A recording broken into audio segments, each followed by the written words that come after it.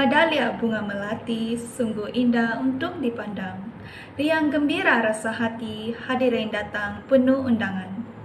Salam sejahtera dan selamat datang para hadirin ke program Teater Mingguan 2022 Pusat Asasi UiTM Kampus Dengkil. Bertemu kembali kita di program Teater Mingguan 2022 anjuran Kelab Teater Asid di bawah bimbingan Cik Bazrina Ramli dengan kerjasama 45 ahli kelab ini. Terima kasih atas kesediaan para hadirin hari ini kerana sanggup meluangkan masa bersama kami pada malam ini. Para hadirin sekalian, oleh kerana pada minggu lalu kita hanya berkesempatan untuk menonton persembahan dari kumpulan 4 dengan teater mereka yang bertajuk Dia dan kumpulan 7 dengan tajuk teater mereka For Lifers. Jadi, apa kata pada minggu ini, minggu ketiga, kita akan tonton lagi sebuah persembahan teater dari kumpulan 3. Ya, minggu ketiga, kumpulan 3. Diingatkan juga pada akhir persembahan nanti, borang akan diberikan dan para hadirin sekalian bolehlah mengisinya untuk kehadiran dan undian bagi anugerah-anugerah yang akan dipertandingkan. Antara anugerah yang dipertandingkan adalah anugerah pelakon terbaik lelaki dan perempuan, anugerah pelakon harapan, anugerah sinografi terbaik, anugerah poster terbaik dan akhir sekali, anugerah kumpulan terbaik. Jangan lepaskan peluang ini untuk mengundi pelakon dan kumpulan pilihan anda, okey? Baiklah, tanpa melengahkan masa lagi, mari kita menyaksikan persembahan dari kumpulan 3 dengan teater mereka yang bertajuk My Family Need Therapist.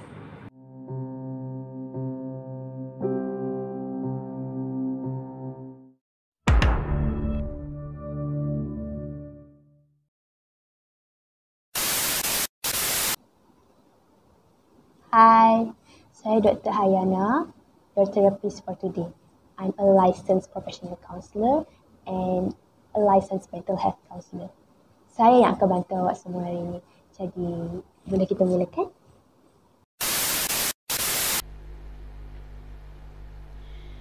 Makcik ini emak tunggal kepada 3 orang anak dara. Yang sulung 20 tahun, yang nombor 2 18, yang bongsu 15 tahun. Makcik ni dah tua, dah 50 lebih dah. Jadi macam emak-emak yang seumur sebaya dengan makcik, makcik cuma nak berehat je. Tubuh tua makcik ni dah tak larat nak dipaksa-paksa buat kerja. Tapi masalah makcik sekarang ni, anak dara makcik yang dah besar panjang tu, diorang tak faham, diorang tak kisah. Diorang tak pernah nak tolong makcik buat kerja rumah. Bukan nak kata tak pernah lah, pernah tu pernah. Cuma sampai nak kena berletih, baru diorang nak reti nak buat kerja. Masing-masing ada je perangai tak matang diorang yang makcik kena hadap. Bukan tu sahaja, 3 orang adik-beradik ni kalau boleh semua benda nak harapkan makcik. Kak-cik, bongsu 15, tapi pemalas. Kalah anak teruna. Makcik suruh dia sidai kain pun tak mau. Suruh sikit buat muka, suruh sikit buat muka, naik menyampah makcik. Makcik kadang-kadang tak faham kenapa perangai dia macam tu. Di mana pernah nak bagi tahu makcik apa-apa. Semua benda dia nak pendam. Bukan makcik tak tahu, makcik kenal sangat dah perangai dia macam tu. Semua benda nak ikut mood dia je. Kalau salah cakap sikit, tarik muka, masuk bilik, kunci, main handphone. Tu je lah kerja dia. Makcik dah tak larat nak melayan kerenah dia macam tu. Jadi makcik biar je dia. Kak Ngah pula, kalau nak dibandingkan dengan Kak Cik, baguslah. Kak Ngah ni lagi senang disuruh. Cuma satu je lah, kalau disuruhnya dia buat kerja time tengah layan drama Korea dia tu, memang dia melenting. Dia tak marah makcik, tapi makcik nampak daripada riak muka dia tu, yang nampak sangat dia tak puas hati. Kadang-kadang makcik sedih, kenapa drama Korea yang dianggap lagi penting daripada makcik, sedangkan yang jaga dia daripada kecil sampai besar, jaga makan minum dia, makcik. Bukan drama Korea yang tak bawa manfaat tu. Tapi makcik tak hairan sangatlah kenapa perangai dia macam tu. Kak Ngah dia tak pandai macam Kak Alung dengan Kak Cik. Manakan tidak, Pagi, petang, siang, malam, Korea. Mana nak datang result elok kalau Korea je yang kerja dia tahu. Memang dalam kelas tak fokus lah tu. Makcik tak tahu lagi lah nak kata apa. Kak Along, dia panas paran. Dia suka marah-marah. Makcik ingat lagi masa dia sekolah menengah, balik je daripada asrama, mesti Kak Ngah yang dibuli. Kesianlah juga makcik tengok Kak Ngah kena jadi kambing hitam. Tapi alhamdulillah lah sekarang nak kata Kak Long ni dah berubah. Dia suka tolong makcik. Makcik suruh dia tolong makcik je, dia terus buat. Yang tolong belikan barang dapur pun dia lah. Yang rajin memasak pun dia lah.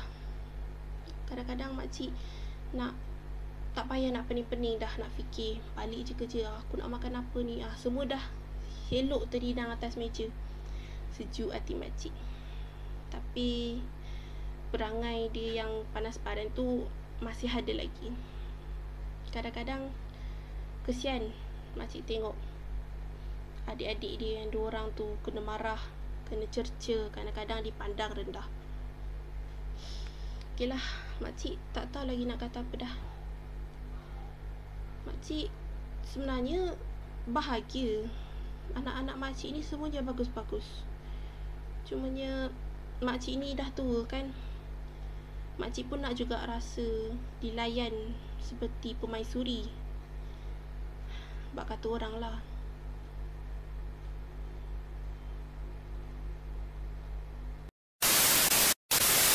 Amira, anak sulung.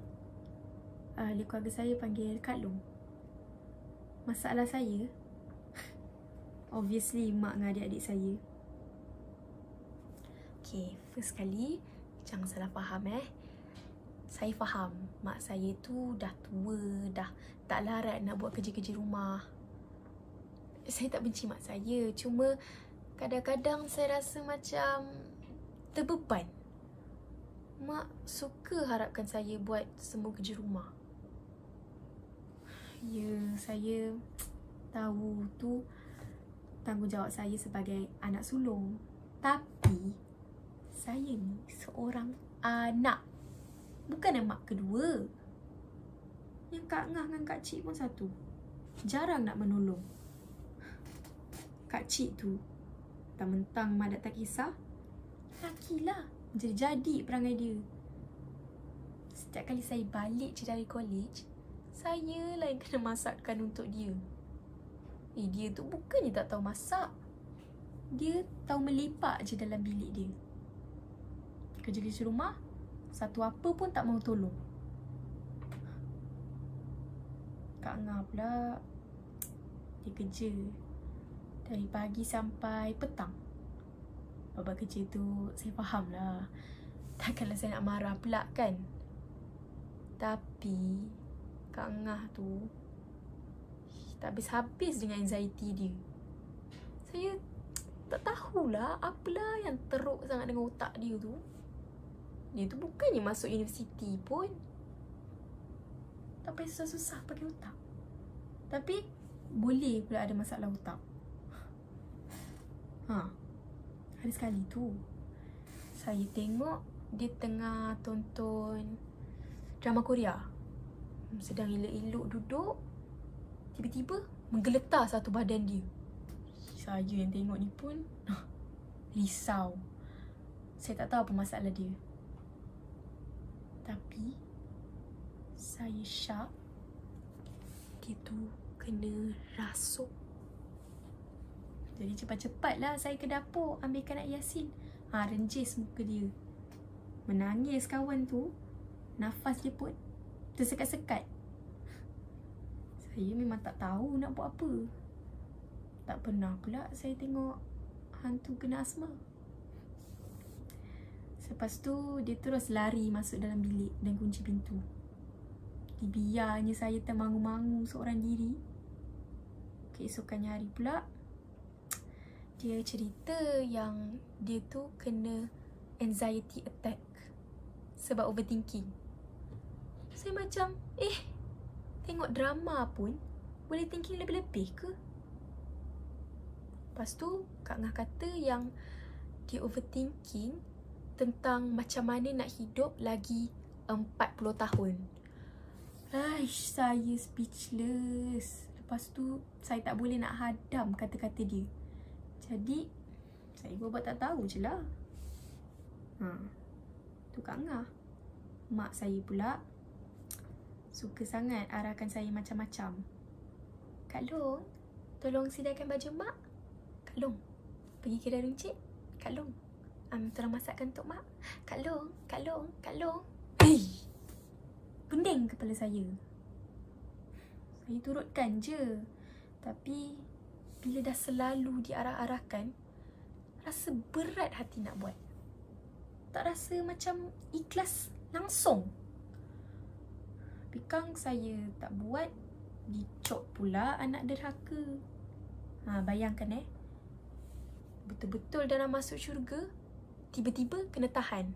Sebab apa? Tak tolong mak buat kerja rumah. Tak nak saya. Tapi saya rasa Kak Cik tak kisah. Bilalah mak nak suruh Kak Cik pula buat kerja. Mak tu ada 3 orang anak tau. Tapi sayalah yang dia suka sebut.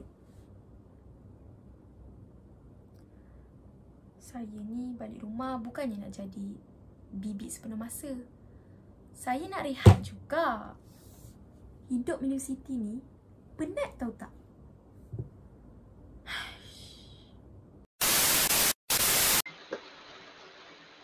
Nama saya Anis. Family saya panggil saya Kak Ngah.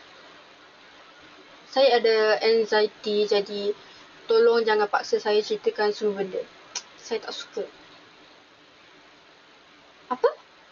Saya benci family saya tak. Susah lah nak cakap sebab tu kan family. Takkanlah saya nak benci family saya sendiri kan? Kan? Tapi itulah saya tak puas hati sikit je dengan Kak Cik. Kak Cik tu perangai dia pemalas. Bayangkanlah, bangun pagi-pagi tak pernah sekali pun saya tengok dia kemas katil. Muka je cantik tapi perangai pemalas.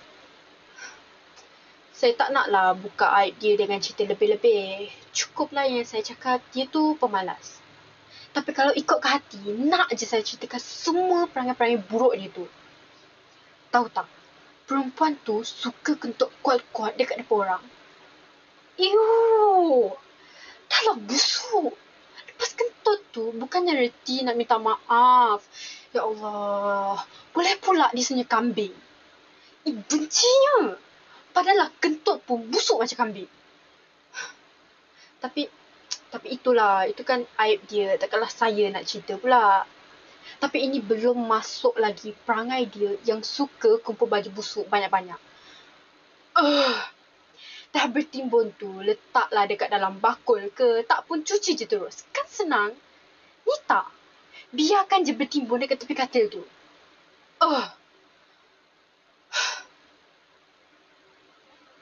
Mak pula. Mak ni suka bandingkan saya dengan Kak Long dengan Kak Cik. Sebab apa?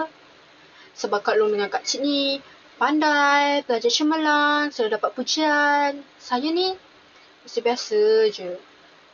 Tapi saya tak pernah lah dapat keputusan yang teruk sangat. Saya pun tak pernah buat masalah. Saya selalu tolong mak buat kerja-kerja rumah. Saya tak pemalas macam Kak Cik tu. Saya juga tak panas baran dan perasan bagus macam Kak Long. Semua ni tak cukup lagi ke di mata mak? Saya tak faham kenapa mak tak pernah nak buka mata dia dan faham perkara ni.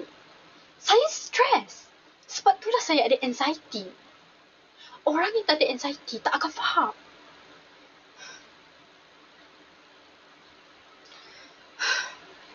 Kak Long pula. Kak Long ni, dia suka pandang rendah kat saya. Masa kami kecil dulu, dia suka bully saya. Dia bukan setakat bully fizikal saya tau. Dia bully mental saya. Kutukan dan cecaan memang tak pernah lekang dari bibir dia. Sakit hati saya ni tau. Saya tak faham lah kenapa dia benci sangat dekat saya. Saya tak pernah kacau dia pun. Sekarang ni, walaupun dah besar, perangai buruk dia tu masih ada. Semua benda nak kena ikut cakap dia je. Memang. Memang dia seorang je betul. Yang lain semua salah. Semua benda nak ikut kepala dia je.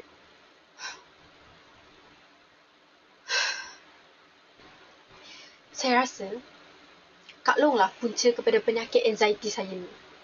Saya rasa semua ni salah dia. Nama I, Aira. Anak bongsu dalam keluarga ni. Mak I selalu marah-marah. Kak Long yang Kak Ngah pula suka bully I. Mentang-mentang lah I ni bongsu, suka hati je diorang nak buat macam tu pada I. I tahulah I ni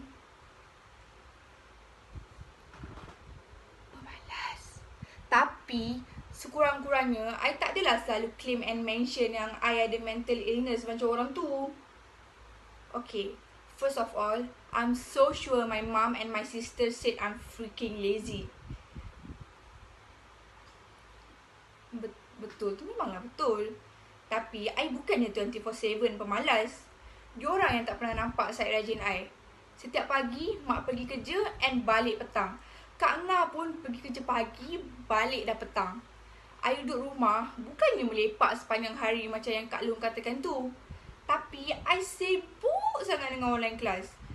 Kadang-kadang tu sampai tak sempat nak jamah nasi langsung. And you know what? Whenever Kak Long is home, she's always getting on my nerves. Kalau mak tak beletih, perempuan tu lah tu orang letihkan I. Lepas tu pula kalau duduk dengan mak tu, ada je nak bahan I. Itulah, inilah.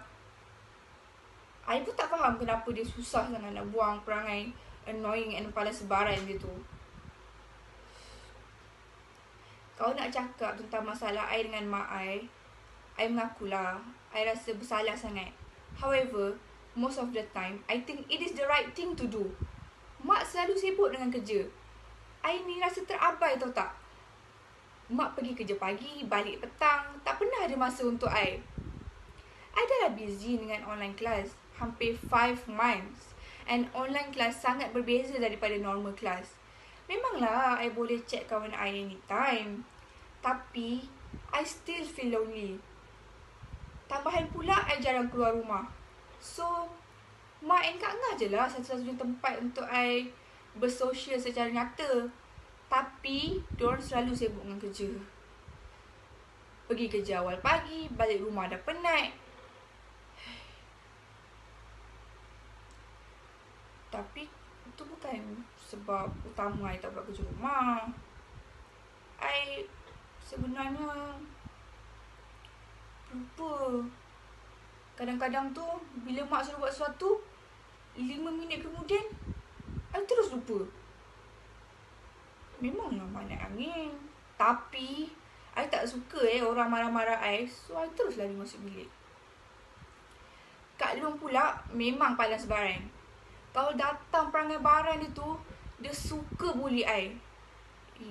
Masa kami kecil, dia suka tau pukul-pukul Kak Ngah. I pun selalu juga kena pukul. Tapi tak sekerat macam Kak Ngah lah. Bila kami dah besar panjang ni, dia masih terbawa-bawa perangai tak elok dia tu. Mula-mula dulu, bila dia bully I, memang I nangis. Sakit tau hati I. Terdesak-desak I nangis. Tapi sekarang ni, I dah biasa. Setiap kali dia cuba nak sakitkan hati I biarkan je. Malas tak melayan. Orang macam tu, lagi dilayan, lagilah menjadi. Jangan ingat I pasrah I still berdendam dengan Kak Long tu. Kau tunggulah perempuan. Bila kau cacat nanti siap kau bully kau cukup-cukup. Kak Ngah and I pula best friend. Kami rapat and selalu bergaduh. I suka cari gaduh dengan Kak Ngah tu sebab dia mencengkelkan. Tapi selalunya tak ada sebab pun. Saja I suka cari pasal. Assalamualaikum nak. Saya Nek Yah. Nama sebenar saya Sabaria binti Saad. Lia ni berjiran dengan Mak Senah dan 3 anak darahnya. Lia ni boleh dikatakan saksi lah. Saksi yang nampak segala komplit luaran dan dalaman keluarga ini. Lia beritahu jujur ya, anak beranak tu tak pernah bergaduh. Betul, 4 beranak tu kalau berbual memang riuh rendah satu rumah. Bukan sebab dia curi-curi dengar, tapi sebab rumah Nek Yah sunyi. Nek Yah hidup sebatang kara, tapi Alhamdulillah Mak Senah selalu datang tengok-tengokkan Nek Yah. Kalau Senah tak datang, 3 beradik tu lah yang gantikan. Rasanya Kak Cik yang paling kerap tengok-tengokkan Nek Yah. Jadi Nek Yah tak pernah rasa sunyi. Kak Cik. Nek Yah selalu dengar emaknya menengking-nengking anaknya. Suruh buat kerja lah, katanya anak pemalas lah, itulah, inilah. Namun anak-anak Serah jarang melawan. Mereka memang jenis diam bila kena marah. Selepas dengar suara menengking itu, pasti akan diikuti dengan bunyi pintu dihembas. Ataupun Nek Yah akan nampak anaknya keluar rumah. Saya dengan muka masam sambil menghentak-hentak kaki. Selepas tu ditengking lagi maknya. Hentaklah kaki tu, hentak. Hei, memang bukan cerita kelakar, tapi Nek Yah tak tahu kenapa Nek Yah rasa kelakar sangat. Hei, Senah. Nek Yah faham kenapa keluarga Mak Senah jadi macam tu. Jawapan dia senang. Sebab mereka tak pandai berkomunikasi. Si anak bila tak puas hati, suka memendam rasa dan berdendam. Emaknya pula bila ada yang tak kena, terus menengking tanpa usul periksa. Ada sebab kenapa anak-anaknya perangai masing-masing tak enak dipandang. Nek Yah tahu sebab Nek Yah dah berjiran dengan mereka sejak anak sulung Mak Senah umur 5 tahun lagi. Nek Yah nampak setiap perkembangan setiap anaknya. Jelas sekali Amira, si anak sulung itu. Hei, dari tingkatan 1 dah dihantar ke sekolah berasrama penuh. Ketika itu, Senah ada masalah kewangan. Sekolah Amira bukan dekat, jadi emaknya hantar, terus dibiarkan anaknya di situ berbulan-bulan tanpa dijenguk.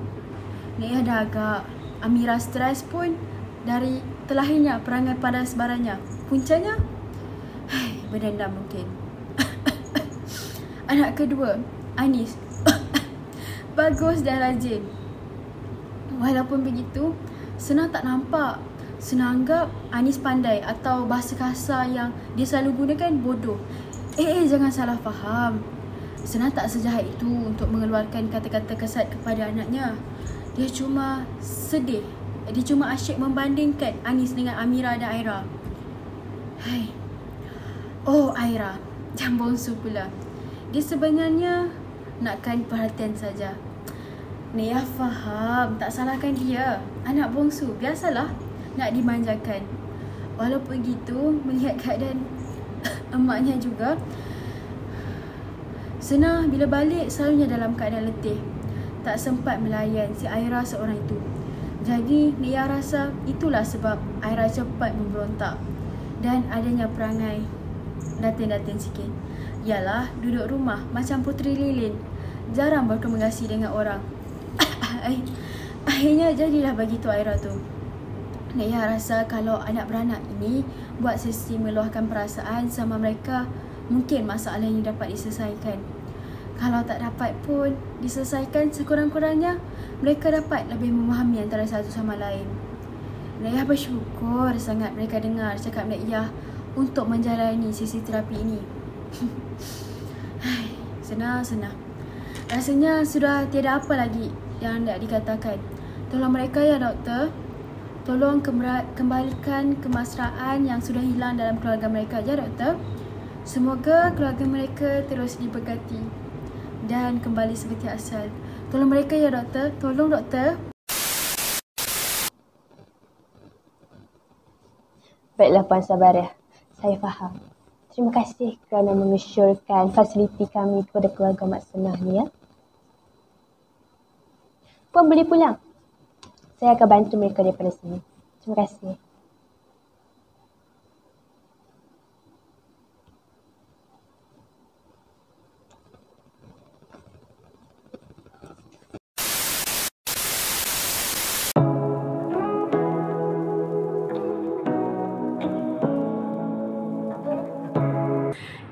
Ya, sungguh menarik persembahan teater kumpulan 3 tadi.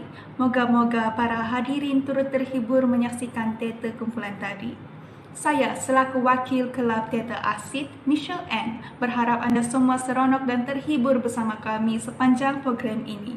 Senang saya ingin ingatkan di sini untuk semua penonton mengisi borang yang telah diberikan di ruangan chat bagi kehadiran dan undian anugerah program teater mingguan 2022 bagi minggu ini. Borang ini hanya akan dibuka selama 15 minit. Dengan itu, berakhirlah program kita pada hari ini, tetapi janganlah bersedih kerana kita akan berjumpa lagi pada minggu seterusnya. Jutaan terima kasih kami ucapkan kepada semua hadirin dan jangan lupa temu janji kita pada tarikh 4 Mac 2022, Jumaat jam 8.30 malam. Pautan YouTube akan diberikan 3 hari sebelumnya. Salah dan silap dari pihak kami mohon dimaafkan. Terima kasih dan bertemu kita lagi di minggu akan datang.